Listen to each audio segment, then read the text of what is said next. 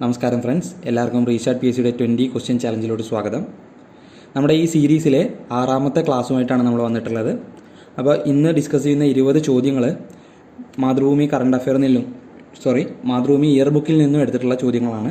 വളരെ പ്രധാനപ്പെട്ട previous year ക്വസ്റ്റ്യൻസും മോഡൽ ക്വസ്റ്റ്യൻസുമാണ് ഈ ചോദ്യങ്ങൾ. എല്ലാ പരീക്ഷയ്ക്കും ചോദിച്ചു കണ്ടിട്ടുള്ള പലതരത്തിലുള്ള ചോദ്യങ്ങളാണ്. പല ടോപ്പിക്കുകളിൽ നിന്ന്, ഇന്ത്യ, കേരളം, ഭരണഘടന തുടങ്ങിയ ടോപ്പിക്കുകളിൽ നിന്ന് എടുത്തിട്ടുള്ള ചോദ്യങ്ങളാണ്.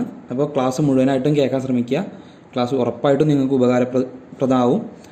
ഈ സീരീസും കണ്ടിന്യൂസ് ആയിട്ട് സ്ഥിരമായിട്ട് നിങ്ങൾക്ക് എന്നും കുറച്ച് നേരം കുറച്ച് ചോദ്യം അത് കൃത്യമായിട്ട് നിങ്ങൾ പഠിച്ചു പോവുക. നിങ്ങൾക്ക് ഉറപ്പായിട്ടും അടുത്ത റാങ്ക് ലിസ്റ്റിൽ കയറാൻ സാധിക്കും.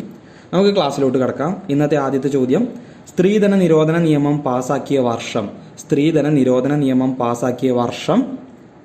ഉത്തരം 1961. 1961 സ്ത്രീധന നിരോധന നിയമം പാസാക്കിയത്.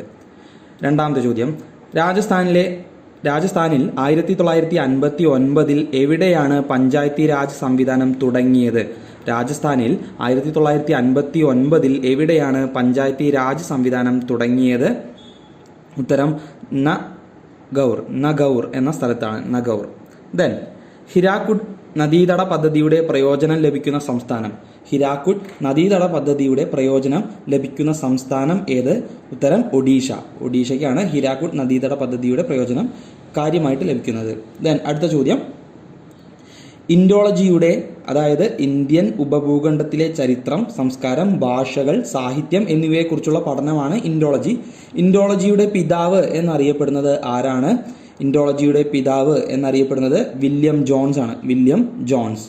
ദെൻ, ഹണിമൂൺ ദ്വീപും ബ്രേക്ക്ഫാസ്റ്റ് ദ്വീപും ഏത് തടാകത്തിലാണ്? ഹണിമൂൺ ദ്വീപും ബ്രേക്ക്ഫാസ്റ്റ് ദ്വീപും ഏത് തടാകത്തിലാണ്? ഉത്തരം ചിൽക്ക തടാകത്തിലാണ്. ചിൽക്ക തടാകം. ദെൻ അടുത്ത ചോദ്യം, ബി.എം. കായൽ ഏത് ജില്ലയിലാണ്? ബി.എം. കായൽ ഏത് ജില്ലയിലാണ്? ഉത്തരം മലപ്പുറം ജില്ലയിലാണ് ബി.എം. കായൽ. പാലിയം സത്യാഗ്രഹത്തിൽ രക്തസാക്ഷിയായത് ആരാണ്? പാലിയം സത്യാഗ്രഹത്തിൽ രക്തസാക്ഷി ആയത് ആരാണ്? എ.ജി. വേലായുധൻ. എ.ജി. വേലായുധൻ. തുഞ്ചൻ പറമ്പ് സ്ഥിതി ചെയ്യുന്നത് എവിടെ? തുഞ്ചൻ പറമ്പ് സ്ഥിതി ചെയ്യുന്നത് തിരൂരാണ്. തിരൂർ. ദെൻ, കേരളത്തിൽ കശുവണ്ടി ഗവേഷണ കേന്ദ്രം എവിടെയാണ്? കേരളത്തിൽ കശുവണ്ടി ഗവേഷണ കേന്ദ്രം ആനക്കയം. ആനക്കയം. ദെൻ അടുത്ത ചോദ്യം, വിവാദമായ കോഴഞ്ചേരി പ്രസംഗം സി കേശവൻ നടത്തിയത് ഏത് സമരവുമായി ബന്ധപ്പെട്ടാണ്? വിവാദമായ കോഴഞ്ചേരി പ്രസംഗം സി കേശവനാണ് നടത്തിയത്. അദ്ദേഹം ആ പ്രസംഗം നടത്തിയത് ഏത് സമരവുമായി ബന്ധപ്പെട്ടാണ്? ഉത്തരം നിവർത്തന പ്രക്ഷോഭമാണ്. നിവർത്തന പ്രക്ഷോഭം. ദെൻ അടുത്ത ചോദ്യം, ഏത് കേസിലാണ് ആമുഖം ഭരണഘടനയുടെ ഭാഗമല്ല എന്ന് സുപ്രീം കോടതി പ്രസ്താവിച്ചത്? ഏത് കേസിലാണ് ആമുഖം ഭരണഘടനയുടെ ഭാഗമല്ല എന്ന് സുപ്രീം കോടതി പ്രസ്താവിച്ചത്? ഉത്തരം ബേറുബാരി കേസാണ്. ബേറുബാരി കേസ്. ദെൻ അതിനുശേഷം ആമുഖം ഭരണഘടനയുടെ ഭാഗമാണ് എന്ന് സുപ്രീം കോടതി പ്രസ്താവിച്ചു. അത് ഏത് കേസിലാണ്? ഏത് കേസിലാണ് ആമുഖം ഭരണഘടനയുടെ ഭാഗമാണ് എന്ന് സുപ്രീം കോടതി പ്രസ്താവിച്ചത്? ഉത്തരം കേശവാനന്ദ ഭാരതി കേസ്. കേശവാനന്ദ ഭാരതി കേസ്. ആ കേസിലുള്ള വിധിയാണ് ഇപ്പോൾ നിലനിൽക്കുക. സുപ്രീം കോടതിയുടെ വിധികൾ ഏതാണോ ഏറ്റവും ലേറ്റസ്റ്റ് അതാണ് നിലനിൽക്കുക. ദെൻ അടുത്ത ചോദ്യം, Indira Sahni versus union of India കേസിന്റെ മറ്റൊരു പേര്. Indira Sahni versus union of India കേസിന്റെ മറ്റൊരു പേര് എന്താണ്? ഉത്തരം മണ്ഡൽ കമ്മീഷൻ കേസാണ്. Mandal commission case. അടുത്ത ചോദ്യം, ഒന്നാം ഭേദഗതി 1951 നടന്ന ഒന്നാം ഭേദഗതിയിലൂടെ ഭരണഘടനയിൽ വരുത്തിയ മാറ്റം എന്താണ്? ഭരണഘടനയിൽ വരുത്തിയ മാറ്റം എന്താണ്? 9ാം പട്ടിക ഭരണഘടനയിൽ കൂട്ടിച്ചേർത്തു. അതാണ് ഒന്നാം ഭേദഗതിയിലൂടെ ചെയ്തത്. 9ാം പട്ടിക ഭരണഘടനയിൽ കൂട്ടിച്ചേർത്തു. ദെൻ അടുത്ത ചോദ്യം, ലോകസഭ പിരിച്ചുവിടാനുള്ള അധികാരം ആരിൽ നിക്ഷിപ്തമായിരിക്കുന്നു? ലോകസഭ പിരിച്ചുവിടാനുള്ള അധികാരം ആരിൽ നിക്ഷിപ്തമായിരിക്കുന്നു?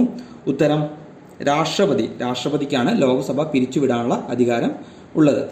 ദെൻ അടുത്ത ചോദ്യം, ഏത് രോഗത്തിന്റെ മൂർധന്യാവസ്ഥയാണ് ബ്ലാക്ക് വാട്ടർ ഫീവർ എന്നറിയപ്പെടുന്നത്? ഏത് രോഗത്തിന്റെ മൂർധന്യാവസ്ഥയാണ് ബ്ലാക്ക് വാട്ടർ ഫീവർ എന്നറിയപ്പെടുന്നത്? ഉത്തരം മലമ്പനിയാണ്. മലമ്പനി. മനുഷ്യരിലെ ഏറ്റവും വലിയ അന്തസ്രാവി ഗ്രന്ഥി. മനുഷ്യരിലെ ഏറ്റവും വലിയ അന്തസ്രാവി ഗ്രന്ഥി തൈറോയിഡ് ഗ്രന്ഥിയാണ്. തൈറോയിഡ് ഗ്രന്ഥി. ദെൻ ഭ്രൂണാവസ്ഥയിൽ പ്രവർത്തനം തുടങ്ങി കൗമാരത്തോടെ പ്രവർത്തനം നിലയ്ക്കുന്ന ഗ്രന്ഥി ഭ്രൂണാവസ്ഥയിൽ പ്രവർത്തനം തുടങ്ങി കൗമാരത്തോടെ പ്രവർത്തനം നിലയ്ക്കുന്ന ഗ്രന്ഥി തൈമസ് ഗ്രന്ഥിയാണ്. തൈമസ് ഗ്രന്ഥി. ദെൻ അടുത്ത ചോദ്യം, ഐലറ്റ് ഓഫ് ലാംഗർഹാൻസ് എന്നറിയപ്പെടുന്ന കോശങ്ങൾ കാണപ്പെടുന്ന ഗ്രന്ഥി. ഐലറ്റ് ഓഫ് ലാംഗർഹാൻസ് എന്നറിയപ്പെടുന്ന കോശങ്ങൾ കാണപ്പെടുന്ന ഗ്രന്ഥി പാൻക്രിയാസ് ആണ്. പാൻക്രിയാസ് അഥവാ ആഗ്നേയ ഗ്രന്ഥി എന്നും പാൻക്രിയാസിനെ പറയും. ആഗ്നേയ ഗ്രന്ഥി. ദെൻ ലിറ്റിൽ ബ്രെയിൻ എന്നറിയപ്പെടുന്ന മസ്തിഷ്ക ഭാഗം. ലിറ്റിൽ ബ്രെയിൻ എന്നറിയപ്പെടുന്ന മസ്തിഷ്ക ഭാഗം സെറിബെല്ലമാണ് ലിറ്റിൽ ബ്രെയിൻ എന്നറിയപ്പെടുന്ന മസ്തിഷ്ക ഭാഗം. അപ്പോൾ ഇത്രയാണ് ഇന്നത്തെ 20 ചോദ്യങ്ങൾ. വളരെ പ്രധാനപ്പെട്ട കുറച്ച് ചോദ്യങ്ങൾ. കുറച്ച് നേരം നിങ്ങൾ ഈ ചോദ്യങ്ങൾ കേൾക്കാൻ വേണ്ടിയിട്ടും പഠിക്കാൻ വേണ്ടിയിട്ടും ചിലവഴിക്കുക. വളരെ ഇമ്പോർട്ടൻ്റ് ആയിട്ടുള്ള ചോദ്യങ്ങളാണ്. മാക്സിമം ദിവസം ഈ ക്ലാസ് നമുക്ക് കണ്ടിന്യൂ ചെയ്യാൻ പറ്റണം എന്നാണ് ഞാൻ ആഗ്രഹിക്കുന്നത്. നിങ്ങൾക്ക് മാക്സിമം ചോദ്യം കിട്ടണം.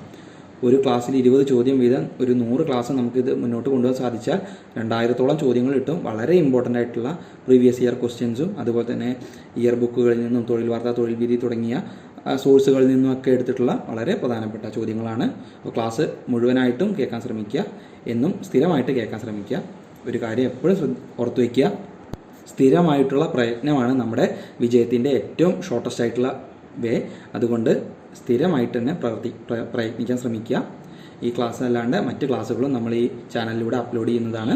അപ്പോൾ നിങ്ങൾ ഈ ക്ലാസ്സുകൾ മുഴുവൻ കേട്ട് പഠിക്കാൻ ശ്രമിക്കുക. വളരെ ഇമ്പോർട്ടൻ്റ് ആയിട്ടുള്ള ടോപ്പിക്കുകൾ പരീക്ഷയ്ക്ക് നിങ്ങൾക്ക് മാർക്ക് കിട്ടുന്ന, സ്കോർ ചെയ്യാൻ നിങ്ങളെ സഹായിക്കുന്ന ടോപ്പിക്കുകളിൽ നിന്നുള്ള ചോദ്യങ്ങൾ ഇൻക്ലൂഡഡ് ആയിട്ട് മറ്റ് വീഡിയോകളും ചെയ്യുന്നതാണ്. അപ്പോൾ എല്ലാ ക്ലാസ്സും മുഴുവനായിട്ടും നിങ്ങൾ കാണാൻ ശ്രമിക്കുക.